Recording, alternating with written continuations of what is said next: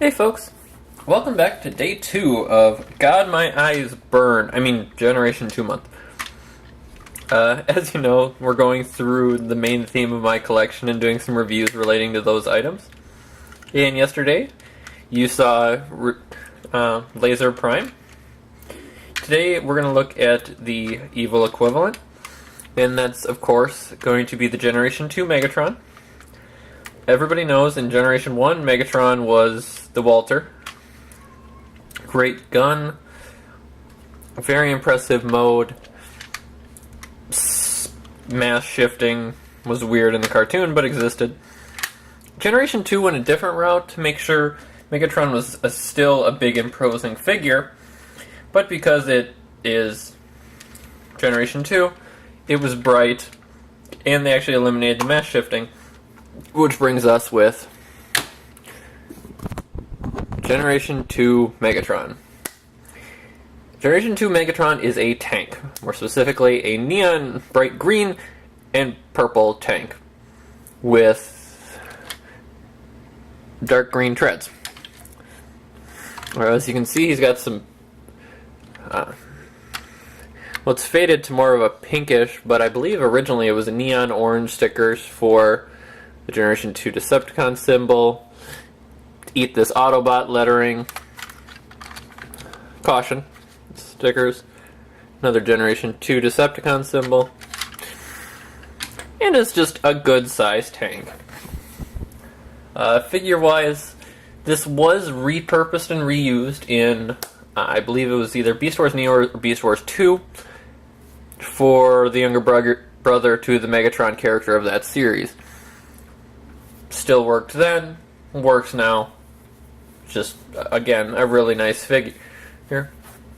Transformation on him, he does roll, of course, is fairly simple.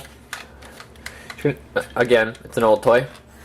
Come under, open up, leg panels, swing down the entire back half of the tank, rotate out the legs, rotate out the other leg, put down the tiny little feet, close them back up, lock it into the upper torso, swing out the arms, rotate them down, rotate the lower half of the arm, and then slide Karen over to reveal Megatron's head. And that's it for his transformation. And there you have Generation 2 Megatron in robot mode. Comparatively to Laser Prime, he's still a cool looking figure. I still love his coloring. The toy itself, for play value, just isn't quite there as well as it was with the Laser Prime I reviewed yesterday. Articulation is none at the head. Because of the spring gimmick. It's just not there. Sorry, bumped the cannon over. Arms can rotate 360 degrees. Be careful, they can get caught on there. The tread. Rotation below or right above the elbow, mainly due to transformation. Bend at the elbow 90 degrees. If you do bend him, he pretty much makes it just a stubby hand and really no forearm. The lower half is nothing because he locks in. I guess you could try to pass off a knee joint. However, you have to open the back end, bend the knee, and there's no holding it. And I guess kind of toe pivot, but the toe pivot really doesn't matter when you can't bend anything. Comparatively to Laser Prime, there's no even remote posability there. Oh, the cannon can bend up. The cannon does shoot.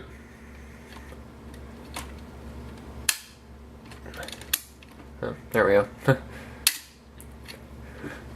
Pull it way back till it locks, and then push down the button, and it'll shoot a little missile. It does have a hopper, so you can load multiple missiles in it at one time. So you can have a steady stream. But in the long run, if you want a Generation 2 Megatron,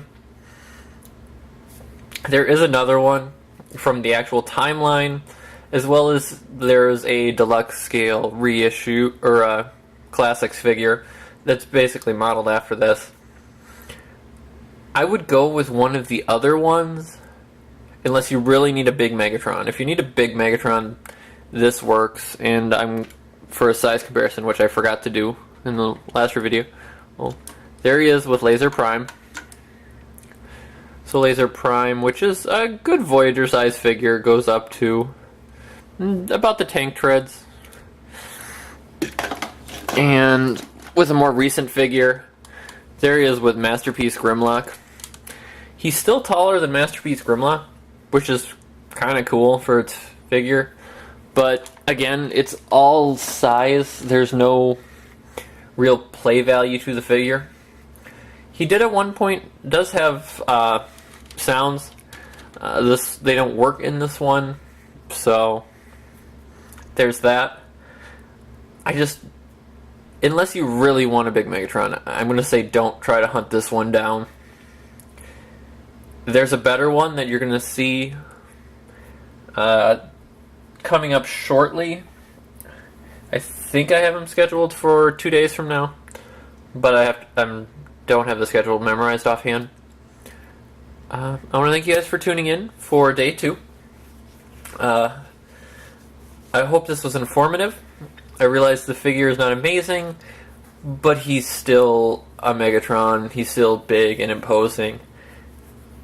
And there's a good chance you're going to see this mold again, modified at the end of this month, hopefully, during the review time periods. So that's part of the other reason he's actually included.